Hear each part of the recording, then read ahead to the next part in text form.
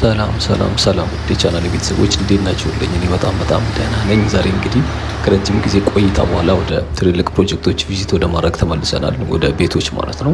እንግዲህ የምትመለከቱት ያለ ነው የዚህ መርካቶ አካባቢ የሚገኘው የቅጠል ተራው ፕሮጀክት ነው። ከዚህ በፊት ተመልክተነው ነበር። ነገር ግን በሚገርም ሁኔታ በጣም እየተጠናቀቁ ነው የሚገኙት። ባለፈው ካየነው አንጻር እጅግ በጣም በርካታ ለውጦች አሉት። እንግዲህ ሙሉ ለሙሉ የዛሬ ጉብኝታችን እዚህ ብቻ ሳይሆን ስጠይቁኝ የነበራችሁት ጥያቄዎች ነበሩ። ለአብነት ያክል እዚህ አትክልት ተራ አካባቢ ብታሳየን የሚል ተመልክቻለሁኝ። ከዛ ባሻገር እንግዲህ አቡነ ጴጥሮስ ባለፈው ከዚህ ቀን ወደ ጀርባ በኩል ሄደን የዚህ የገዳም ሰፈር ፕሮጀክት ስናይ ነበረ። ለምንድን ነው ከአቡነ ጴጥሮስ ደግሞ ከአስፋልቱ ያልጀመርከው የሚል ቅሬታ ተመልክቻለሁኝ። ኮመንት ላይ የምትጠይቁኝ እያንዳንዱ እንትኖች በተለይ ጥያቄዎች አያቸዋለሁኝ። ነገር ግን ያው በሰዓት መደራረብ ምክንያት በተለያዩ ኬዞች ወይ ደግሞ አንዳንድ ቦታ ሲሄድ ስለማያሳዩ እንጂ እያንዳንዱ ፕሮጀክት ባስመለከታችሁ ደስ ይለኛል። ለማንኛውም እንግዲህ ዛሬ እዚህ ጋር ነው ቪዲዮችን የጀመርነው። ይህ የምትመለከቱት እንግዲህ እጅግ በጣም ታሪካዊ የሆነ ሐውልት ነው።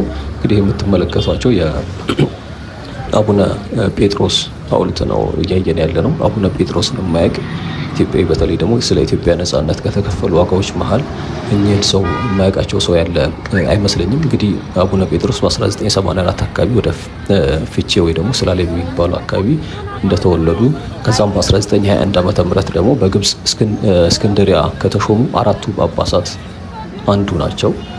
ከዛ ባሻገር እንግዲህ በ1928 በጣሊያን ወረራ አርበኞችን ያጽናኑና ያበረቱ ነበር።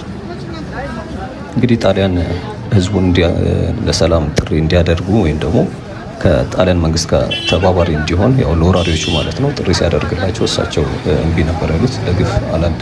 ለግፍ አላድርም በሚል ነበር እንግዲህ እምቢ ብሎ የመለሱበት።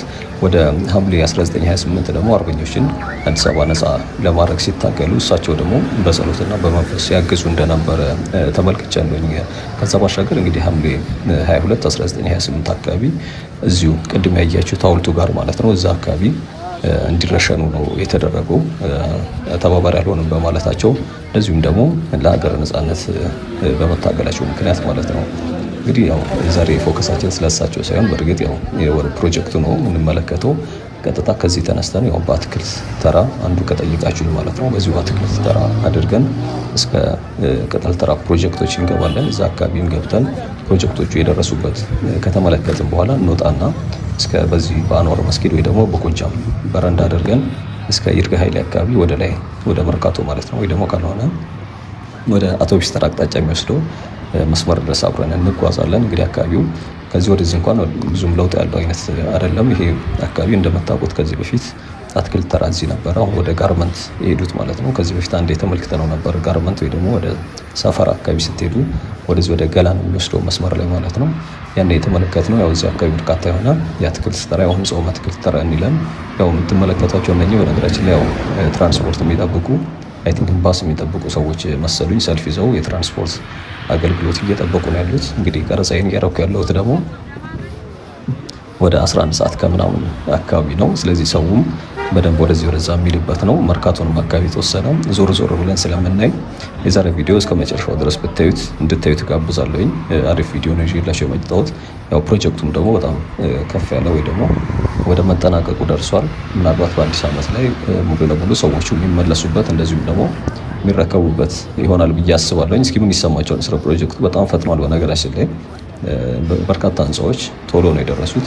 እንደዚህ አይነት ፕሮጀክቶች ሌላ ቦታም በእንደዚህ አይነት ፍጥነት ቢሰሩ በርከት ያሉ ነገሮች እንትን ይላሉ ብዬ አስባለሁኝ። እንግዲህ የሚሰማችሁን ሼር አድርጉ። ያው ሰብስክራይብ ያላደረጋችሁ ቤተሰቦች እንደተለመደው እንድታደርጉ ሀሳብ አስተያየት፣ እንዲሁም ደግሞ ላይክና ሼር ማድረጋችሁ እንዳይረሳ። እንግዲህ አሁን ወደ ከሊፋ ህንፃ አካባቢ እየደረስን ነው። ያው እዚህ አካባቢ መርካቶ አካባቢ አንዱ ከሚታወቁ ቢዝነስ ሴንተሮች ከሊፋ ህንፃ እንደሆነ ይታወቃል። እዚህ ፊት ለፊት በኩል በቀኝ በኩል የምትመለከቱት ሰማያዊ ማለት ነው። እዚህ ጋር ደግሞ መታጠፊያ ያለች ወደ ፒያሳ ወደ አድዋ 00 የሚወስድ መንገድ ማለት ነው። ምናልባት እስካሁን እርግጠኛ ያልሆናችሁ ቦታው የተነሳንበት እንደምታውቁት ከከተማ መስተዳደሩ አጠገብ ቀኙን መስመር ወደ መርካቶ አቅጣጫ ይዘን የመጣ ነው። ጀርባችን የነበረው አድዋ 00 ሙዚየም እዛው አጠገብ ነው የነበረው። ፊት ለፊቱ ደግሞ ወደ አዲሱ ገበያ የሚወስደው መስመር ነው እንግዲህ የነበረው ሐውልቱ ጀርባ ማለት ነው። እኛ ከነበርንበት እንግዲህ የመጣ ነው ይሄ ነው። ፊት ለፊት እዛ ደግሞ የሚታያቸው ነጭ ህንፃ እንግዲህ የከተማ መስተዳደሩ ቢሮ ነው። እንግዲህ በዚህ የቀረውን መንገድ በዚሁ አቅጣጫ ወደ መርካቶ ነው የምናመራው። እዛ መርካቶ ከመድረሳችን በፊት ያው ፕሮጀክቱን እንጎበኛለን። ፕሮጀክቱ እንግዲህ በርካታ ቤቶች እዚህ አካባቢ ለነበሩ ሰዎች መልሶ ማልማት በዚህ በቤቶች የመልሶ ግንባታ ፕሮጀክት ማለት ነው እየተገነቡ እንደሆነ ከዚህ በፊትም ስላየ ነው። እንደው ምናልባት አዳዲስ የሆናችሁ ፋሚሊዎች ካልሆናችሁ በስተቀር ከዚህ በፊት ስለተመለከት ነው አዲስ አይሆንባችሁም። እንግዲህ ያው አትክልት ተራ አካባቢ ይሄንን ይመስላል።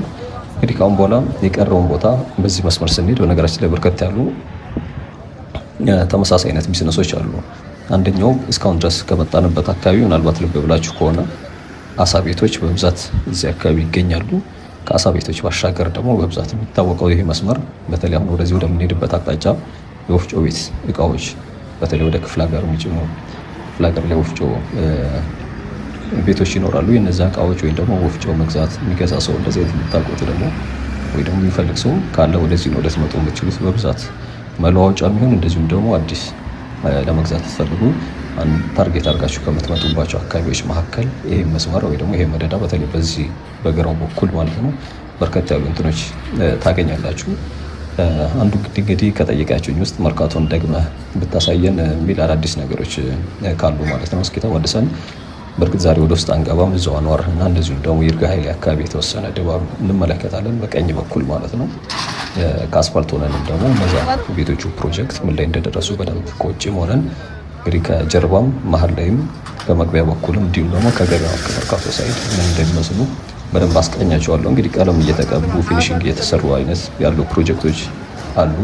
ከዚህ በፊት እንዳልኳችሁ እነዚህ ቤቶች በአንድ ኮንትራክተር ምናምን ብቻ አይደለም። ሁሉም እያንዳንዷ ብሎክ የተለያዩ ኮንትራክተር ናቸው። አንዳንዶቹ ሊፈጥሩ አንዳንዶቹ ሊሉ ይችላሉ ወይ ደግሞ የተለያየ ሪዝን ይኖራል። በርግጥ የማናውቃቸው ግን በርካታ አይነት ኮንትራክተሮች እንደሆኑ በባለፈው ቪዲዮ ሼር አድርጌያችሁ ነበረ። ምናልባት ወደኋላ መለስ ብላችሁ የቆየውን ልትመለከቱ ትችላላችሁ። ያን ያክል ሩቅ የሚባል አይደለም ያን የደረሰበት። አሁን ደግሞ ያለው ጋር አንጻር ሲነጻጸር ምን ያክል ለውጦች እንዳሉት ማለት ነው።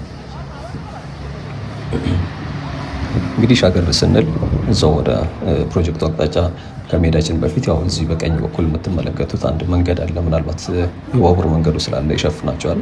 ይሄ ግራው እንደመጣቁት ወደ መርካቶ ወደዚህ ወደ መስጊዱ ያለበት አንዋር ሳይሆን ወደ ኑር በኒ መስጊድ ሀጂ ሙፍቲ ድሪስ እንትን ይሉበት የነበረው መስጊድ ያው በዚህ መደዳ እንዳለ ይታወቃል። ወደዛ በኩል ይወስዳቸዋል። ካልሆነም ወደዚህ ወደ ተክለ ሃይማኖት ከዞራችሁ ወደዛ ያሻግራል። በዚህ በቀኝ በኩል ደግሞ ራስ ነሲቡ የሚባል መስመር አለ ወይ ደግሞ ራስ ነሲቡ ጎዳና። ከዚህ በፊት ስንመለከተው እንደነበረው በነገራችን ላይ ዲቴል እኔ የሚያናክል ስለማላውቀውና ብዙዎቻችን ስለማናውቀው እንጂ ብዙዎቹ መንገድ የራሳቸው ስያሜ ያላቸው ከዚህ በፊት የዚህ የአትላስ ኮሪደር ስንመለከት የጀነራል ሰዓረ ጎዳና እያልኩኝ ሳሳያችሁ ነበረ። ይሄ ደግሞ ራስ ነሲቡ ዛማኑኤል ወይ ደግሞ ራስ ነሲቡ ጎዳና የሚባለው እንግዲህ ይህም በጣም ታሪካዊ ሰው ናቸው። በነገራችን ላይ እንግዲህ ከ1914 እስከ 1924 ድረስ አዲስ አበባንም ያስተዳድሩ ነበሩ ወይ ደግሞ የአዲስ አበባ ከንቲባም ጭምር ነበሩ። ወደ 10 ዓመት አካባቢ ማለት ነው። ይሄ ምናልባት እኔም አላውቀውም ነበር። ይሄን ሳዘጋጅላችሁ ቼክ ሳረግ ሳነብ ነው እንትን ያልኩት። ከዛ ባሻገር የጦር ሚኒስቴር ዳይሬክተር ነበሩ። እንደዚሁም ደግሞ የጉራጌ፣ የሲዳሞ፣ የባሌና የሀረርጌ ገዢ እንደነበሩ አይቻለሁ። ከዛ ባሻገር ደግሞ በጣሊያን ወረራ ይሄ የደቡብ ግንባር የሚባለውን አሁን ባለችው ኢትዮጵያ ኢስተርን ፓርት ማለት ነው ወደ ሀረርጌ ኦጋዴን አካባቢ መስመር ያንን ክፍል ይከላከሉ ነበረ። ያው ብዙ ግንባሮች ነበሩ። ከነበሩ ግንባሮች መሀል አንዱ የደቡብ ግንባር ነው። ይሄኛው ግንባር ደግሞ በሳቸው ይመራ ነበር። እንግዲህ በ1929 በመርዛማ ጋዝ ወይም ደግሞ ጣሊያን እዛ ግንባር አካባቢ በተጠቀመው ጋዝ ተጠቅተው ነበረ። እንግዲህ ሕክምና በማድረግ ላይ ያሉ በ43 ዓመታቸው ወደ ስዊዘርላንድ ላይ እንዳረፉ ነው ያየሁት መረጃ። ከዛ ያሻገር ደግሞ ዲቴል የምታውቁ የታሪክ ተመራማሪዎች ይህንን የምታዩ ታሪኩን ደግሞ የምታውቁ ዲቴል የሆነ ኢንፎርሜሽን ልትሰጡ ነው ደግሞ ሼር ልታደርጉን ትችላላችሁ። እንግዲህ እየደረስን ያለ ነው ወደ ፕሮጀክቱ። ምናልባት ቀጥታ ፕሮጀክቱ ብቻ የምታዩ ሰዎች ኢንተረስታችሁ እሱ የሆነ ቆይተውባችሁ ሊሆን ይችላል። እንግዲህ ዋናው መስመር ያው የአውቶቡስ ተራ ከፒያሳ ወደ አውቶቡስ ተራ መስመር ላይ ነው ያለነው። የባቡር መንገዱ እንደምትመለከቱት እግረኛውም አስፋልቱም በዛውም በዚህም ሳይድ ያሉትን እያየን ያለ ነው። መርካቶ በተለይ ወደዚህ አስፋልቱ ጫፍ ላይ በርካታ ህንፃዎች እየተሰሩ እንደሆነ ወደዚህ ወደ አንዋር መስጊድ ፊት ለፊት አካባቢ ማለት ነው። አንዋር ራጉኤል፣ ሌሎቹ የዚህ አካባቢ በጣም ታሪካዊ እንደዚሁም ደግሞ ትልቅ የአካባቢው መጠሪያ ፊገር ጭምር ናቸው፣ ወይም ደግሞ ላንድ ማርኮችም ናቸው። ህንፃዎች በርከት ያሉ የነዚህ የቢዝነስ ህንፃዎች እየተሰሩ ይገኛሉ። መሀል አካባቢ የሚፈርሱ የነበሩ ባለፈው የተመለከትነውም በተመሳሳይ እንግዲህ እንደዚሁ አይነት የህንፃ የገበያ ማዕከላትን ለመገንባት በህንፃ መልኩ ማለት ነው እነዛ ቤቶቹ አሮጌዎቹ ቤቶች ፈርሰው ወደ ህንፃ እንዲቀይሩ በተሰጣቸው ትዕዛዝ መሰረት ለዛ ፐርፐዝ ነው እየፈረሱ ያሉት። እንግዲህ እዚህ ጋር እንደምታዩት ህንፃዎች እየተገነቡ ይገኛሉ። እንግዲህ ወደ መሻገሪያችን ደርሰናል። ኦልሬዲ ቅጠል ተራ ደርሰናል። ተራ ሲባል በርካታ ተራዎች አውቶቡስ ተራ አንዱ ሲሆን እንግዲህ ሁለተኛው ደግሞ ምናለሽ ተራ፣ ሲዳሞ ተራ፣ ቅጠል ተራ እንደዚሁም ደግሞ በርከት ያሉ ተራዎች ይገኛሉ። በባለፈው ቪዲዮ ያው ሼር ሳደርጋችሁ የነበሩትን ማለት ነው። እንግዲህ ዛሬ ቆይታችን ያው ወደዛ እንደማንገባ ነግሬያቸዋለሁ። መሻገሪያችን አካባቢ ደርሰናል። እዚች ድልድዩ ስር አድርገን ፐብሊኩ ከሚወጣበት ፊት ለፊት እንግዲህ ያው ምናልባት ህንፃዎቹ በድልድዩ ስር ሆናችሁ እየታያችሁ ከሆነ ወደ ፕሮጀክቶቹ ደርሰናል። እነሱን ነው ወደ ውስጥ ገባ ብለን እንግዲህ መንገዱ ግን በነገራችን ላይ በጣም አስቸጋሪ ነው። በርካታ ትልልቅ እነዚህ ናቸው ቤቶቹ፣ በርካታ መኪኖች እነ ሲኖትራክ ምናምን አይነት ማለት ነው እቃ የሚጭኑ የሚያመላልሱ እንትኖች እየዘነበም ስለሆነ ከዛ ባሻገር ደግሞ ውስጥ ለውስጥ መንገዱ የተሰራ አይነት አይደለም፣ ጭቂት ተብሏል። ትንሽ ፈታኝ አይነት እንትኖች አሉት። ያው ትመለከቱታላችሁ ወደፊት ስለምንሻገር ከውጭ ብቻም ሳይሆን ወደ ውስጥ መሀል ላይም ገብተን ቅድም ሂደት ላይ እንደተመለከትነው ሁሉ ማለት ነው እየተዟዟረን በደንብ እንመለከታለን። እንግዲህ ተሻገር ያለውኝ ያው ምናልባት ቦታውን በደንብ እስካሁን ቅጠል ተራ የት አካባቢ ነው የሚለውን የማያውቁ ሰው ካለ እየታያችሁ ከሆነ አንዋር መስጊድ ይታየኛል ከድልድዩ ስር። ስለዚህ ያው በዚህ በኩል ነው የምንታጠፈው። እንግዲህ እነኚህ ፕሮጀክቶች ናቸው። ያው አካባቢ ዙሪያው ላይ ኢቲንግ በክተራም ነገር አለ። በብዛት ደግሞ ጫት ቤቶች ምናምን ይገኛሉ፣ የጫት መሸጫዎች ምናምን። ከዛ ባሻገር ትንንሽ አይነት ቢዝነሶች እንደ ጀብሎ ምናምን የመሳሰሉ ሻይ፣ ፓስቲ፣ ብስኩት ምናምን አይነት ነገር የሚሸጡ በርከት ያሉ ቡና፣ ጀበና ቡና ምናምን የሚሸጡ ትመለከታላችሁ። ያው እንዳያችሁት ነው ለመሻገር ወር ለማለፍ ትንሽ ፈታኝ ነው መንገዱ። ጠጋ ብለን ደግሞ እስከ ወደ ውስጥ ድረስ በዛኛው አቅጣጫ እንገባለን። በዚህ በፊት ለፊት እንኳን አያስገባም፣ ዙሪያው በጣም ጭቃ አለ። ስለዚህ ያለን አማራጭ በዛኛው አቅጣጫ በጀርባ በኩል ማለት ነው ከዋናው መንገድ ሳይሆን ከመጣንበት አቅጣጫ አይደለም። መግቢያው እዚህ ሲኖትራኩ ያለበት በዚህ በኩል ነው። ይሄ የምታዩት ማለት ነው እንግዲህ ዋናው መግቢያ ይሄ ነው። ስለዚህ ያለን አማራጭ በዚህ ስለሚያስገባ ፍሮንቱን እንመለከትና በፊት ለፊት በኩል ምን እንደሚመስሉ በጀርባ በኩል ያለውን እናያለን። ይሄ በቀኝ በኩል ያሉትን ብሎኮች፣ ከዛ መሀል ላይ ደግሞ ገብተን ወደዛ ጠጋ ብለን ደግሞ በደንብ እንመለከታለን። ስለዚህ ወደዛች ጠጋ እንልና ከጀርባው ነገራችን ላይ አሁን በርካታ ቤቶች፣ የድሮ ቤቶች፣ የጥንት ቤቶች በብዛት ይገኛል። ያው አካባቢው ገና አሁን ነው ይሄ መልሶ ማልማት የተጀመረበት። ዙሪያው ደግሞ እንደምትመለከቱት ነው። እንግዲህ እስኪ አብራችሁኝ ቆዩ፣ ወደ ውስጥ እንገባለን።